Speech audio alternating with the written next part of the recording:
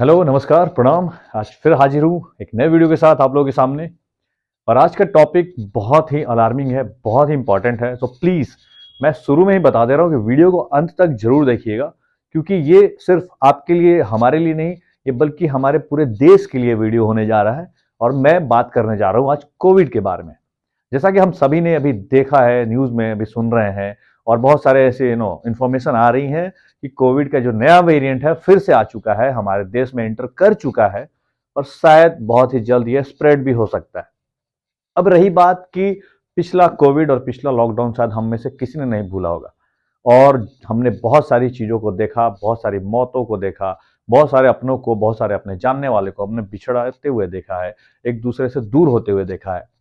उन सब के बारे में बात हम लोग नहीं करेंगे, क्योंकि जो चले गए उनको हाथ जोड़कर उनकी आत्मा की शांति के लिए हमेशा प्रार्थना रहेगी।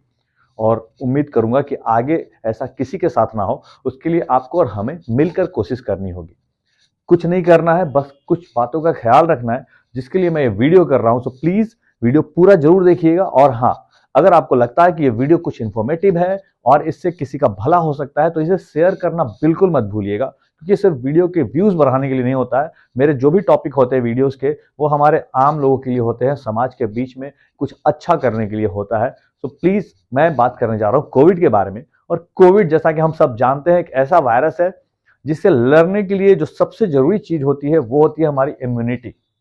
जैसा कि पिछले कोविड के टाइम में जो पिछला वेरिएंट सब आया था, उस टाइम में हमने देखा था कि जिनकी भी इम्यूनिटी अच्छी रही है और जो भी कोविड से ग्रसित हुए, उन्होंने उससे फाइट भी किया, उससे जीता भी, और आज भी वो सुरक्षित जिंदगी जी रहे हैं।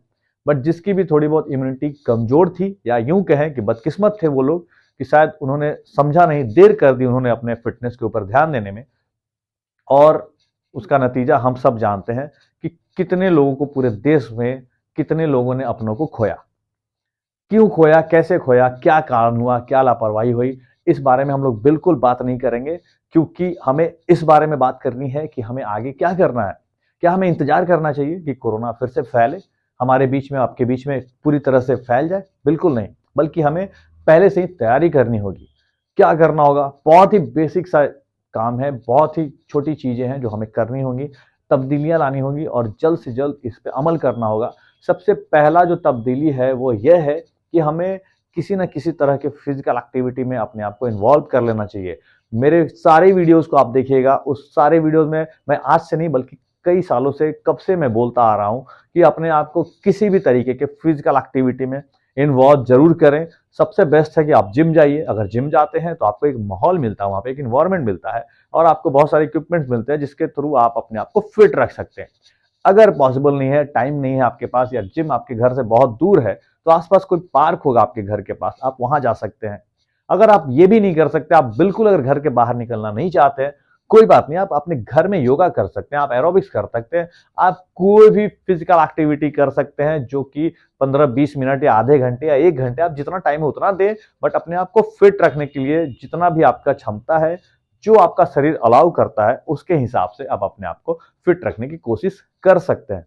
दूसरा सबसे इंपॉर्टेंट बात, कि हमारे खाने पीने का जो स्टाइल है, जो इतनी तेजी से बदला है, जो हम लोग सोच भी नहीं सकते हैं। आज अगर देखा जाए तो हम लोग फास्ट फूड और हार्ड एंड फास्ट और टाइम सेविंग फूड के चक्कर में हम हमेशा अपने शरीर का नुकसान पहुंचाने वाली चीजों को प्रीफर कर रहे हैं। और देखा जाए तो वो सारी चीजें भले ही जल्दी तैयार हो जाती हैं, बहुत टेस्टी होती हैं, बट वो हेल्दी नहीं होती हैं।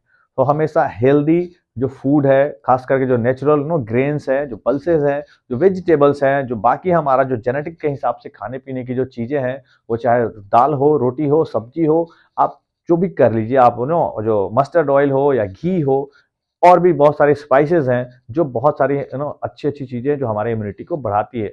उन सब चीजों को प्रेफर करना शुरू करिए। और खास करके मैं बात करूंगा बच्चों में। बच्चों में ज्यादातर देखा गया है कि वो घर का खाना बिल्कुल पसंद नहीं करते हैं।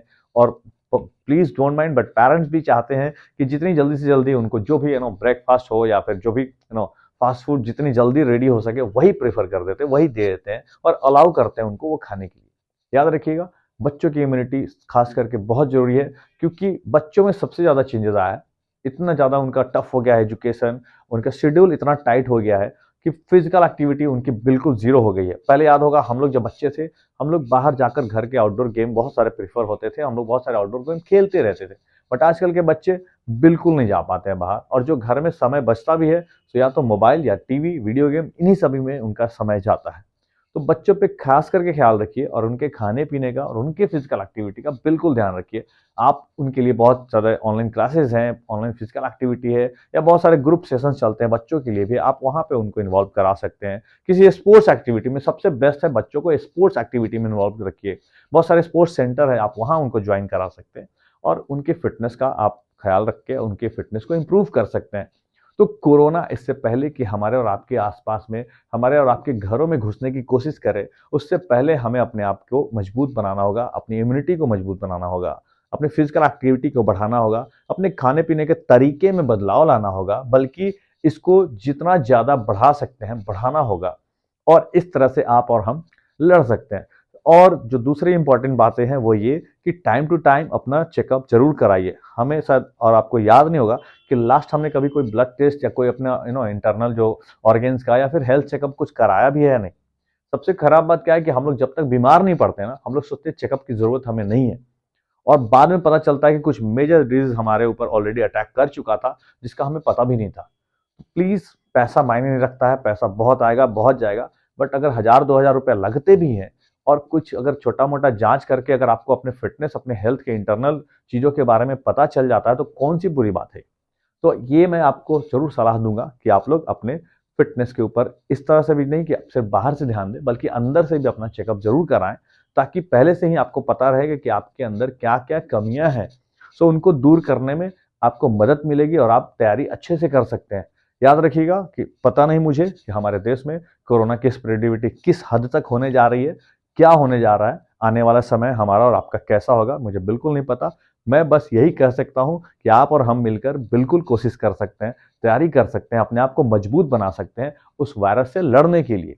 तो प्लीज़, इस वीडियो को अगर आपको लगा होगा कि आपके लिए सही है, तो मेरी बातों पे ध्यान देते हुए अपने आप को फिज़िकली एक्टिव करिए, इम्प्रूव करिए, अपने लाइफ़स्टाइल को ज़रूर चेंज करिए, अपने खाने-पीने के तरीके को चेंज करिए, और बच्चों पे बिल्कुल ध्यान दीजिए। बच्चों की खाने-पीने की चीज़ें और उनकी फिज़िकल एक्टिविटी बहुत इम्पोर्टेंट है, और अपना जाँच ज़रूर कराइए। ये 4-5 चीज़ों को अगर आपने कर लिया, यकीन मानिए कोरोना क्या किसी भी तरह का कोई वायरस आपको बहुत नुकसान नहीं पहुँचाएगा।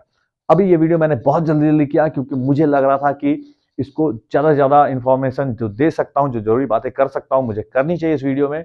आगे भी और भी वीडियो मैं बनाऊँगा, बट इस वीडियो को ज़रूर शेयर करिएगा, और अगर आपने अंत तक देखा है तो मुझे अपना फीडबैक ज़रूर दीजिएगा कि मुझे आगे की वीडियो में और क्या ऐड करना चाहिए।